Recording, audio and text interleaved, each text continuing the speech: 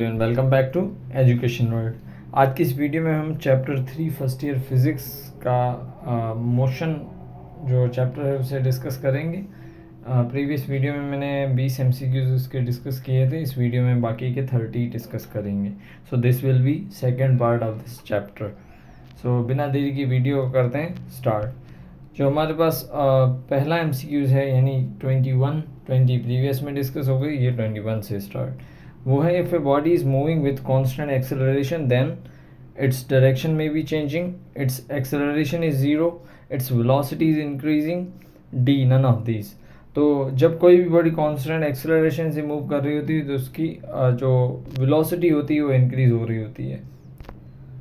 22 MCQs कहता है if a body is moving along a circle with constant angular velocity then its linear velocity is uniform, its linear velocity is changing, its linear acceleration is zero, its angular acceleration is increasing. So correct option is B.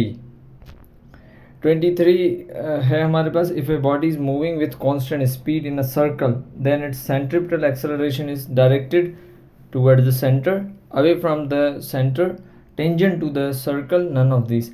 तो centripetal acceleration की definition में देखें या उसकी थोड़ी description हम पढ़ें तो उसमें हमारे पास जो फोर्स होती है जो किसी भी बॉडी को सर्कल में मूव कर रही होती है वो होती है हमारे पास सेंट्रिपिटल एक्सेलरेशन या सेंट्रिपिटल फोर्स, जो कि डायरेक्टेड होती है सेंटर की तरफ। 24 है laws of motion are valid in frame of reference which is inertial, non inertial, accelerated, none of this. अब हमारे पास जो इनर्शियल फ्रेम होता है वहाँ पे हमारे पास लॉज ऑफ मोशन वैलिड होते हैं क्योंकि वो फर्स्ट लॉ को ही फॉलो कर रहा होता है, जो लॉ ऑफ इनर्शिया है हमारे पास। तो यहाँ पे करेक्ट ऑप्शन होगा ए। 25 है laws of motion are not valid in a system which is at rest, inertial, non inertial, moving with uniform velocity. तो प्रीवियस क्वेश्चन में जो हमने इनर्शियल किया है तो ये बिल्कुल उसका उलट है, यहाँ पे होगा नॉन इनर्शियल।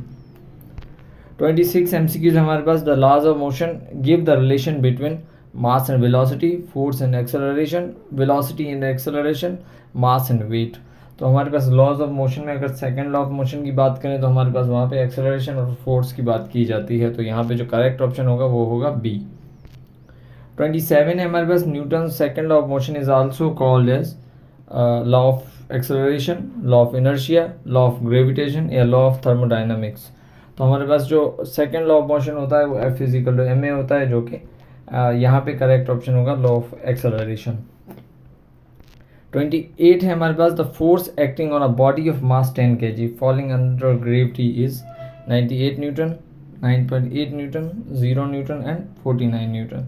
तो हमारे पास अगर हम डेटा को चेक करें तो डेटा हमारे पास मास गिवन है और फॉलिंग अंडर ग्रेविटी है, तो ग्रेविटी जी की वैल्यू हमारे पास है, तो यहाँ पे करेक्ट ऑप्शन होगा A. Here is the solution.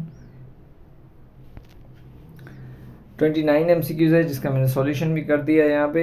A body of mass 5 kg starts from rest and falls freely, the distance cover by it in 1 second is, time भी है हमारे पास, मास भी है और स्टार्ट फ्रॉम रेस्ट यानी इनिशियल वेलोसिटी भी 0 है, तो डेटा हमारे पास कंप्लीट है। इससे हम डिस्टेंस इजीली कैलकुलेट कर सकते हैं जो कि आएगा 4.9 meter. You can solve. 30 MCQs है हमारे पास। A body is moving in a circle at a constant speed, which of the following statement is true? There is no acceleration, there is no force acting on it, there is force acting at the tangent to the circle, there is force acting toward the center of the circle। बात हो रही है body move कर रही है circle में, तो यहाँ पे जो डी ऑप्शन होगा वो करेक्ट होगा। 31 है हमारे पास when a force is applied to a body several effects are possible, which of the following effect could not occur? Option A, the body rotates, the body speed up, C, the mass of the body decrease, the body changes direction। तो अगर हम किसी body force लगाएं तो ये possibility हो सकती है कि वो रोटेट कर जाए, ये पॉसिबिलिटी हो सकती है कि वो स्पीड अप हो या स्पीड डाउन हो। सी है the mass of the body decreases, पर किसी बॉडी का मास कभी भी डिक्रीज या इंक्रीज नहीं होता। इंक्रीज तो खैर टाइम के साथ हो जाता है पर डिक्रीज नहीं होता। बॉडी चेंजेस डायरेक्शन, तो हमारे पास सी विल बी करेक्ट। 32 है the braking force needed to bring the car of mass 1200 kg to rest in 5 seconds when it is moving at 20 metre per second is. हमारे पास यहाँ पे मैंने side में सॉल्यूशन किया है, डेटा पूरी गिवन है, उसके हिसाब से हम फोर्स फाइंड करेंगे। तो ब्रेकिंग फोर्स है यानी नेगेटिव डायरेक्शन में हमें आंसर्स मिलेंगे, जो कि नेगेटिव साइन हमें डायरेक्शन बता रही होगी। तो यहाँ पे जो हमारा करेक्ट ऑप्शन होगा वो होगा B. A body whose momentum is constant must have constant velocity, force, acceleration, none of this. तो यहाँ पे लीनियर मोमेंटम की बात हो रही है। लीनियर मोमेंटम का फार्मूला आता है P is equal to M V. M वैसे ही कांस्टेंट होता है, तो नेक्स्ट क्वांटिटी जो हमारे पास कांस्टेंट होगी वो होगी वेलोसिटी। 34 है when a horse pools a cart, the force that causes the horse to move forward is the force the cart exert on the horse exert on the cart, the horse exert on the ground exert on the horse। तो हमारे पास यहाँ पे होगा correct option D, क्योंकि जब horse आगे बढ़ने की कोशिश करेगा तो वो ग्राउंड को बैकवर्ड पुश करने की कोशिश करेगा, जिसके रिजल्ट में ग्राउंड उसे अपोजिंग फोर्स प्रोवाइड करेगी, जिसकी हेल्प से वो आगे मूव करेगा according to third law of motion. 35 motion of rocket in space is example of first law of motion, second law of motion, third law of motion and all of these. अब rocket के motion को अगर हम देखें according to first law of motion, first law of motion हमें क्या कहता है, a body is in the state of rest और uniform motion until it is being applied by an external force to change its position। तो rocket में हमारे पास अगर उसे हमने चलाना है तो हम एक्सटर्नल फोर्स का यूज़ करते हैं, यानी फर्स्ट लॉ को यह सेटिस्फाई कर रहा है। सेकेंड लॉ ऑफ मोशन क्या कहता है, अगर किसी बॉडी पे हम फोर्स अप्लाई करें तो उसी फोर्स की डायरेक्शन में एक्सेलरेशन प्रोड्यूस होगी। तो यहाँ पे अगर हम रॉकेट को देखें तो हम फोर्स अप्लाई कर रहे हैं, उसके रिजल्ट में हमारे पास एक्सेलरेशन भी लग रही है या प्रोड्यूस हो रही है, तो सेकेंड लॉ ऑफ मोशन को भी ये सेटिस्फाई कंडीशन कर रही है। थर्ड लॉ ऑफ मोशन क्या कहता है कि हमारे पास every action there is an equal and opposite reaction, तो ये थर्ड लॉ को भी सेटिस्फाई कर रहा है। सो हमारे पास जो करेक्ट ऑप्शन होगा वो होगा डी। 36 है the rate of change of linear momentum is known as, the rate of change of linear momentum हमारे पास फोर्स होती है। 37 का सॉल्यूशन तो मैंने कर दिया है। क्वेश्चन है हमारे पास, a ball is hit so that it moved straight up in air and reaches the maximum height in 2 seconds, its initial velocity is. तो हमारे पास टाइम दिया हुआ है, मैक्सिमम हाइट पे हमारे पास फाइनल वेलोसिटी 0 हो जाती है, जी की वैल्यू 9.8 है। तो इस फॉर्मूला में हम अगर डेटा पुट करेंगे तो हमें आंसर मिलेगा 19.6 metres per second, which will be the initial velocity. 38 है earth is taking to be a non inertial frame, reference axis, none of this. हमारे पास इनर्शियल फ्रेम कहलाएगी अर्थ। In the absence of any force acting on a body, its momentum changes. Force acting on a body, its momentum is conserved. Its momentum is not conserved. Its momentum changes with time। तो हमने previous physics में पढ़ा है momentum एक conserved quantity होती है, तो कोई भी फोर्स अगर अप्लाई नहीं हो रही तो उसका मोमेंटम सेम रहेगा, so it will be conserved. 40 the SI unit of linear momentum is newton metre square, newton per metre, newton second. तो हमारे पास जो मोमेंटम का formula in terms of force, उसे अगर हम रिकॉल करें तो हमारे पास करेक्ट ऑप्शन होगा न्यूटन सेकेंड, क्योंकि फोर्स पर टाइम हमारे पास भी मोमेंटम होता है। 41 है, a force which always opposes the motion of body is called static, gravitational, frictional, impulsive. तो फ्रिक्शनल फोर्स हमारे पास वो फोर्स होती है जो किसी भी मूविंग बॉडी के मोशन को अपोज करती है। 42 है, Stokes law is applicable to motion through horizontal surface, motion through free space, motion through viscous medium, D motion through non resistive medium. तो इसका सी ऑप्शन करेक्ट होगा, क्योंकि हमारा स्टोक लॉ कहता है कि force of viscosity experience by spherical object moving through a fluid. तो हमारे पास जो विस्कोसिटी का कॉन्सेप्ट आ रहा है तो हमारे पास मीडियम वहाँ पे विस्कस होगा। The acceleration of a spherical ball on a smooth inclined plane is maximum when angle of inclination to the horizontal is 0 degree।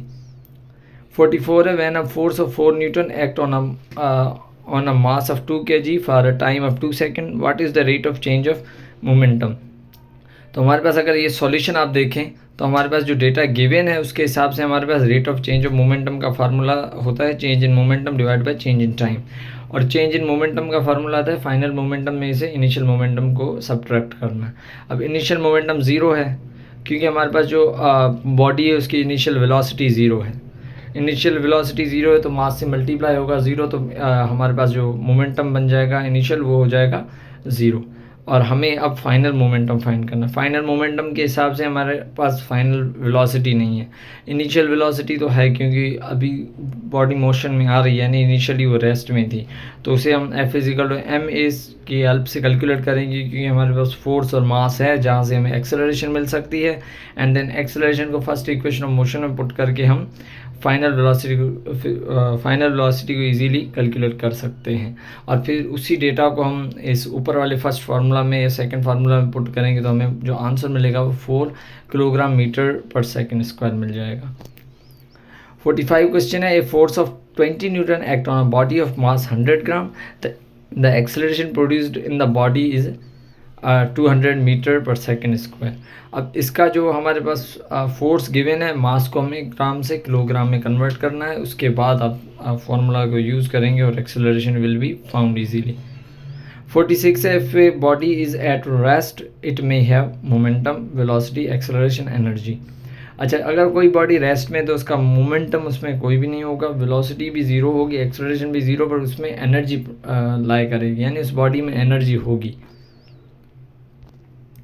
The rate of decrease in velocity is called, rate of change of velocity हमारे पास acceleration होती है। अब decrease की बात कर रहा है यानी नेगेटिव डायरेक्शन में बोल रहा है, तो हमारे पास acceleration, momentum, retardation, centripetal acceleration. तो हमारे पास नेगेटिव एक्सेलरेशन को हम क्या कहते हैं, रिटार्डेशन। तो यहाँ पे करेक्ट ऑप्शन होगा रिटार्डेशन। 48 है, a body is thrown upward with initial velocity of 9.8 meters per second, it will go dash meter high. ये हमारा करेक्ट ऑप्शन होगा, ये है इसका सॉल्यूशन। हमें पहले फाइनल वेलोसिटी वाले फार्मूला से हमें हाइट कैलकुलेट करनी है। इस फार्मूला में आप वैल्यूज़ पुट करेंगे तो आपका आंसर मिल जाएगा। It is easier to draw up a block along an inclined plane than to pick it up vertically because the friction is reduced, the mass becomes smaller, the part of weight is overcome, g becomes less। अब incline plane में हमारे पास क्या होता है, उसका जो मास होता है वो डिवाइड हो जाता है, जिसकी वजह से हमें इजीली वो ऑब्जेक्ट को पुल करने में इजी रहता है। तो हमारे पास C will be correct option. 50 है, passengers should not stand in a moving bus because bus may not move fast, bus may become unbalance, passenger may fall forward as bus suddenly stops, none of this. तो यहाँ पे concept आता है हमारे पास third law of motion का, तो सी will be correct. ये थे हमारे पास 50 MCQs। होप सो आपको वीडियो अच्छी लगी होगी। अगर आपको कोई भी क्वेश्चन है तो आप कमेंट बॉक्स में पूछ सकते हैं। उसी के साथ अगर आपको ये PPT चाहिए तो मैं इसका लिंक डिस्क्रिप्शन में दे दूँगा, check it out. Thank you.